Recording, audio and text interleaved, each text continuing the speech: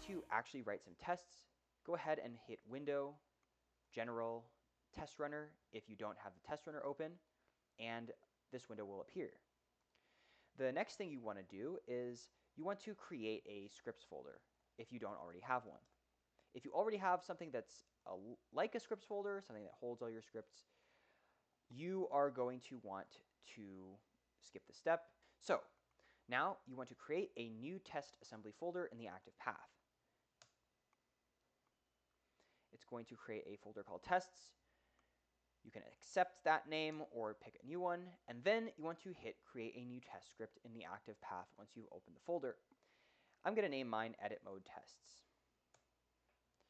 But realistically, you might have dozens or hundreds of tests, in which case you can just make new test classes within this script and name them different things.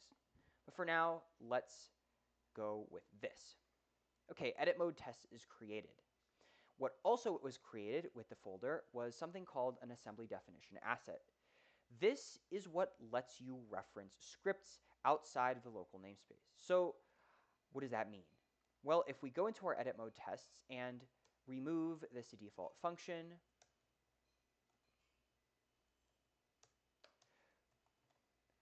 I have prepared a simple script to test things with. And this script is in my scripts folder called AlexUtility. It has a format string method. It's very basic. It just turns a string into lowercase and adds underscores in the spaces. Okay, so we just want a string actual equals, and then if I try to reference AlexUtility, it doesn't fill at all, which is expected. Why? Well, it's because we don't actually know that AlexUtility exists in the edit mode test script. I'm going to comment this line out so that it compiles, but I'm going to go back here to Unity. What we want to do is go into the scripts folder, right-click, create, under scripting, an assembly definition. I'm just going to call this scripts.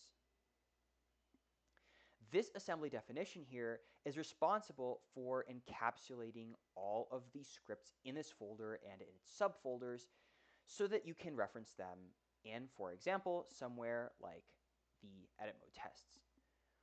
Look at this. Assembly definition references is an entry in the tests assembly definition asset, which you can click the plus button under, and then you can hit the target to then search for scripts. After which, look at that, voila, we hit apply, and nothing seems to have changed. It'll recompile the project, and we can go back into our editor and uncomment the line. Okay, this is very promising. As you can see, AlexUtility is now autofilling because it understands that it's inside of the namespace. It can access that namespace at least. All right, let's pass something like foobar into here, and let's make an expected equals, and we expect this to turn into foobar. I know that this is supposed to turn into foobar with all lowercase with an underscore in between. Now, as you can see, Writer is already autofilling, but you can type assert, and assert has a lot of different methods underneath it. Are equal, are not same, are same. You can do something like greater or equal, is empty, is false, is true, is not a number, is not null, is null. There are a plethora of different functions under assert that you can use to test your scripts. Okay, now let's try and run the test. There are a couple ways of doing it. If you're somewhere like Writer, you can click this play button right here, but in general, you can always just go into Unity, you can expand this menu, and edit mode tests simple passes. Okay, let's see. Let's name this something more appropriate. Foobar simple case. Naming your tests something concise and understandable is essential. If you don't name your tests well, people that look at your tests might be confused, or you in the future might even be confused about what your test is doing. So let's just name this foobar simple case because it's a very simple case of foobar getting concatenated, right? We'll get into more complex cases in a second. Okay, if we double click this, it has failed. Okay, what's going on here? Expected foobar, but was foobar with a capital F and a capital B. As you can see, the function that I wrote doesn't actually do what I expect. And that's why tests are important. Without this test, someone might have just assumed that it worked and then put it in the script and then shipped the product. Shipping the product with a broken string format isn't that bad, but imagine if they had shipped something that displayed their user's password in plain text. That would be pretty embarrassing. Okay, so we clearly need to edit this function to do what it actually should do.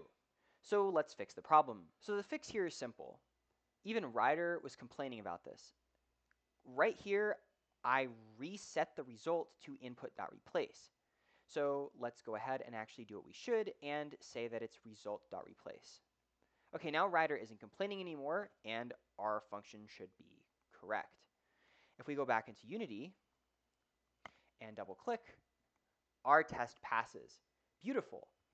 The test showed us clearly and concisely what was wrong with our function and how it was going wrong. All right, so let's go to the next level. The more tests, the better. And even if a test passes now, doesn't mean that it's actually written in vain. If you write a test that passes immediately, it's very useful to know because not only do you know that the functionality is already correct, but in the future, when you've made changes, you can, for example, rerun all your tests and see that if they're still all passing or not. The more cases, the better. So let's say that we want another test. I'm going to copy this function. I'm going to name it foobar preceded by space. Okay, so imagine that I have a space before foobar, but I just want foobar as the result again. If we go into Unity, this is a very simple example of test-driven development because I want to have this test pass, but it is clearly failing. Why? Well, look at this. Underscore foobar is the result while we want foobar. It's clearly just replacing the space in the beginning. It's not cutting everything out. Okay, so we can quickly just rewrite the function to do what we actually want to do. All right, so I've solved the problem in a way. So let's go back into the test runner and double click. And you could see that our test is passing. All right, this is really good because now we know that this function does what we want to do. Say someone takes a look at our code and says that they can do it better and more efficiently and still meet all the requirements that you need. Well, if you have tests set up, it's very easy to just ask them to change it and then run the tests again. If they change the function, run the tests, and successfully pass all of them, well then clearly they just optimized your code, which is fantastic. You don't have to go and run the scene and see the UI that actually uses the code and analyze the 1,000 different situations that you could be in. Let's write another test. It's always a good day to write another test. How about foobar preceded by 2 spaces? Who knows? Maybe this will give the wrong answer.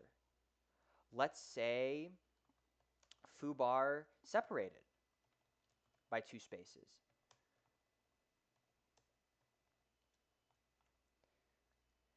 Let's say nothing passed. We're just going to pass an empty string. Well, what do we expect? An empty string, right? It's always good to test edge cases. What happens if we pass just spaces? Nothing but spaces passed. We should still expect nothing, right? Well, use your imagination. Writing tests helps you think of all the ways that you can break your own code. The worst thing that you can do as a test writer is to write tests that are easy to pass. You want to write the most rigorous tests, because if your code can pass the most rigorous tests, then even a user that inputs the worst input won't actually suffer. Imagine you have a login page and a user inputs something that you don't expect. If you had written a test, you might have caught that. Users can hit enter before anything is even written in the text boxes. Maybe they just fill it with asterisks. Maybe they add a character that isn't in Unicode. Write as many tests breaking as many different parts of your code as you can. Let's see how much we broke. We wrote a couple tests. We can just hit run all. And it looks like everything actually passed. That's because our function was written in a certain way. You see, specifically, it skips over null and empty, and it doesn't care if there are exclusively null and empty words, because then it doesn't run anything. Write tests. Following the test-driven development philosophy means you can not even touch the play button until later in the day, when you know that something is going to work. Tests provide assurances that every case that you would normally expect, including every case that you wouldn't normally expect, result in an expected outcome. Set yourself up for success. All right. As a final note, let's rename edit mode tests to something that is more characteristic. Alex utility format string tests. Okay, here's a quick side note. You might use packages in your project. Everyone does. If you want to be able to reference something like TextMesh Pro, you might find that it's actually inaccessible within your script now. Normally, I would be prompted to reference it up here. Usually, you would just be able to type using TM Pro, but you can't.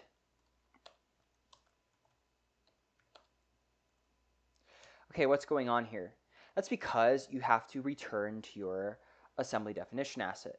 As you can see, just like in your testing one, there's an assembly definition reference list here, which you can add things like TextMesh Pro. Hit apply, and the errors are gone. Just wait for it, and voila. You could see that there are a bunch of different assets here, like maybe animation editor, a sprite, very useful. Tile map. Just try and find what's inaccessible in this list, and you'll probably fix the problem. All right, I hope that was helpful. If you have any questions, just feel free to ask in the comments.